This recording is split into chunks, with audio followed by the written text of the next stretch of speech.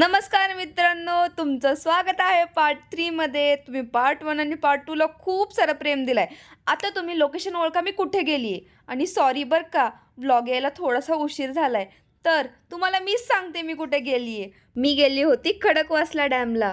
इतकं छान डॅमचं पाणी, इतकं छान निसर्गरम्य वातावरण तुम्हाला दाखवते। बघा तुम्ही किती छान आहे ना।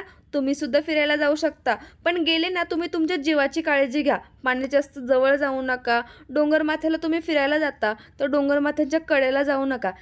हा व्हिडिओ मी माझ्या इंस्टाग्राम अकाउंटवरती पोस्ट केलेला आहे। लगेच कमेंटमध्ये सांगा या व्हिडिओला कोणतं सॉन्ग आहे ते। मी कायम माझ्याच धुंदीत असते। मला शेजारी पाजारी काय चालले काही घेणं देणं नसतं। मी दादाला सांगते, दादा मला आरसा सापडला, आणि मी त्याला दाखवते की मला तिथं आरसा सापडला।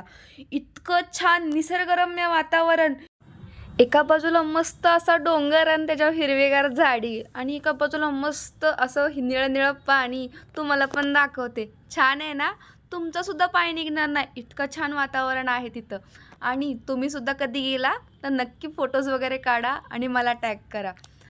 आता आमचा परतीचा प्रवास सुरू झालाच होता, पण आमचा पाय तिथून काही निघत नव्हता।